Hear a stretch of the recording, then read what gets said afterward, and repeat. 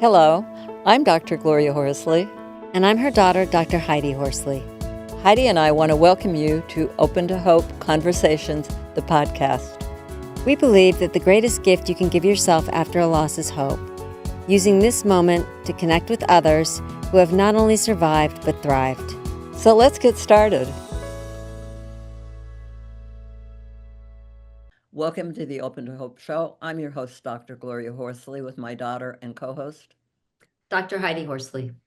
Well, Heidi, we're going to have a really inspirational show for people who have masked their grief and are willing now to think about stepping out and what kind of steps they could take to do that. We're going to talk about transforming your pain into growth, and we've got a wonderful guest. Do you want to introduce him, Heidi?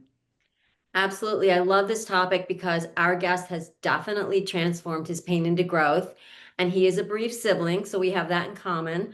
His name is Hakeem Bourne McFarlane.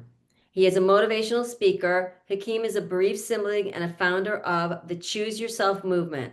He is also the author of Choose Yourself to be Chosen. Welcome to our podcast, Hakeem. How are you? Hey, better every day, growing and glowing. Thank you for having me. I love this. I love the hat. Choose yourself. Wonderful. Wonderful message. Okay, so let's begin with your story. Tell us about your early childhood, about your brother, and how you got into not choosing yourself and how you've moved on to do that. Yeah, well, I mean, it starts with acceptance and accountability, and then some type of discernment. It just is what it is. Nothing's ever as good or as bad as it seems. It's all up to our expectations and what we anticipated prior to the situation. And the sooner we can grow our mind to understand the bigger picture, the faster we can get over it, get after it. And that's not about any type of being aggressive. It's about having self-compassion to be able to process your emotions. And how did you get that self-compassion after Matthew died?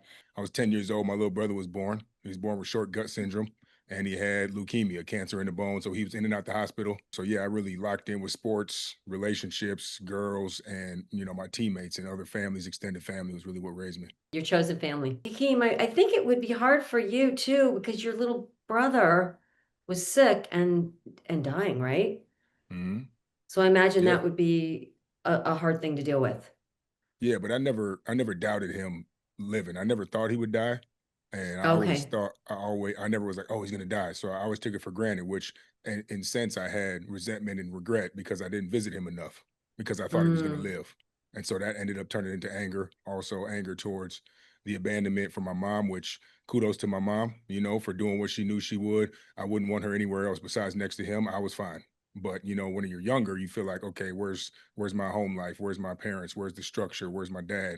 Why is my brother sick? And so you go through all this stuff. Age 12 to 16 is a confusing time. So ended up acting up in school, class clown, paying attention, putting the mask on, acting like I was okay. And then, eventually my mom called me one day and was like, Matthew's gonna die today. And that was the first time I ever heard Wow. that. And Wow, that's big.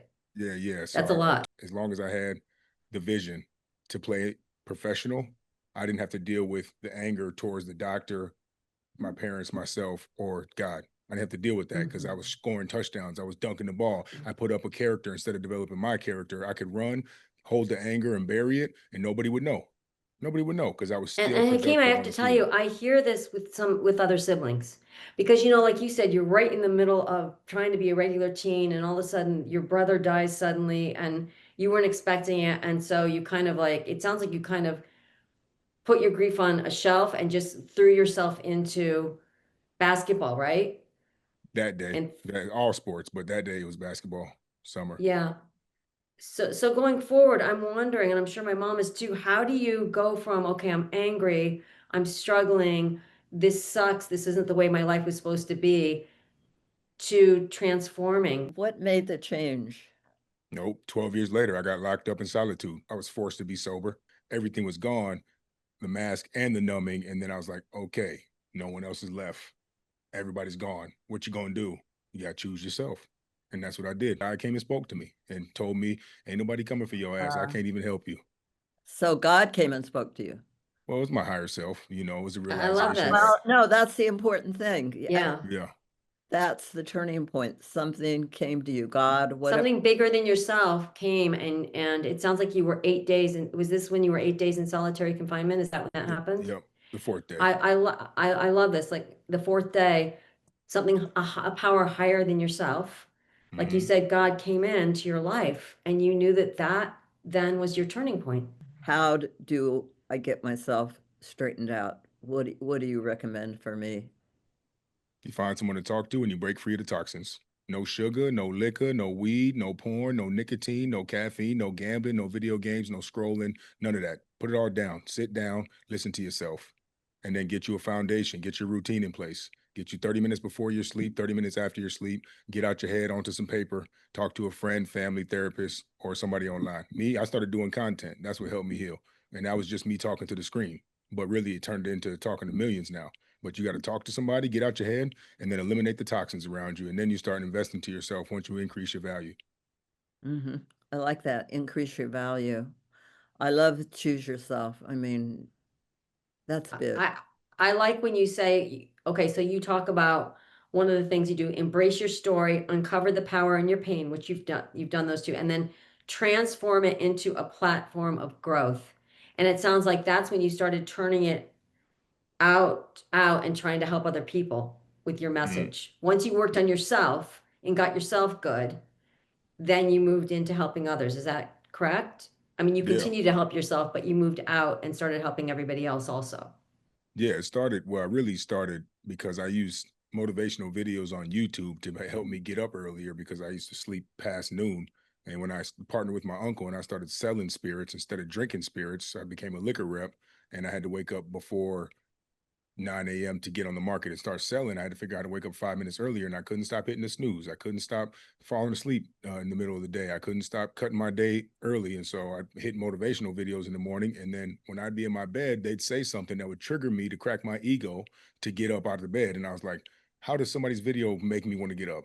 So I wanted to start being that for people, and I was vocalizing what people should be doing, what I should be doing. And so I'd use this as the integrity loop, as public accountability to voice it online and then make a change offline. And as I continued that, I transformed myself in a year to set the foundation. And now I use that reflective integrity loop is now where the idea of the Choose Yourself community came in. We do every Tuesday at 10 a.m. where you can come to the Choose Yourself community, make a claim to random people who care about themselves and care about you. And then when you leave, you're going to hear your claim in the bed when you said, "I'm going to wake up on time all week." Now you're in the bed and be like, "Dang, I have to get up because I have to see them next week." How can I find you? Big Dream Hakeem, Instagram, Facebook, TikTok, or Choose Yourself channel on my podcast is the Choose Your Soul Show. Okay. The Okay. Choose Your Soul Show. Choose Your I Soul love Show. it. Yeah. Yep. Yeah, it's important, man. You know, to be the power of choice is our innate superpower between emotions and action. Has your relationship with your brother's death changed? I know you were Yeah. very angry when Matthew died, and it sounds like Yeah. that's transformed also.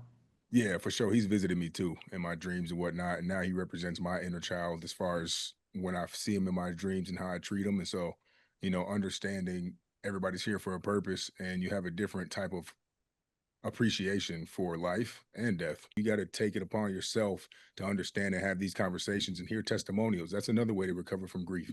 Call somebody who's been through something that you've been through or that you're going Yeah. through. Give you some hope. I agree, Hakeem, with everything that you're saying. So how can people find you? Chooseyourself.info or Big Dream Hakeem on Instagram and Facebook are my Big main Dream platforms. Hakeem. And the big dream is to help you live yours. I love Any it. advice you'll have for somebody out there that's struggling and doesn't know how they're going to survive right now? Well, first thing you got to do is focus on your sleep, gut health, exercise. These are things that are in your control. Do not go blaming and complaining. Don't be developing a character for society. You got to develop your character for you. You were born to be somebody before you even learned your religion. You were born to be somebody before you learned your language. You were born to be somebody before you got your name. That's who you're trying to get to. It's unbecoming. You're not seeking to be somebody. You're trying to shed the programming and reprogram and embrace who you truly are. All right, Hakeem, thank you so much. And thanks for being on the show today. Thank you. Love it, Appreciate y'all. Hakeem. All right Matthew's now. proud of you, and I know that he is your guiding light every day. He's leading the He is. way. He is. Thank you. You're welcome. Thank you, Hakeem. And Talk thanks soon. everybody for joining us on this show today. And Heidi and I, and I'm sure Hakeem, want to remind you that if you've lost hope, please lean on ours until you find your own, and God bless. I'm Dr. Heidi Horsley. You have been listening to Open to Hope, the podcast.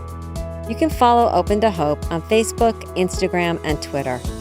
To learn more, visit us at opentohope.com and go to Apple Podcasts to subscribe. I'm Dr. Gloria Horsley. Join us again next week for another Open to Hope conversation, where we invite you to lean on our hope until you find your own.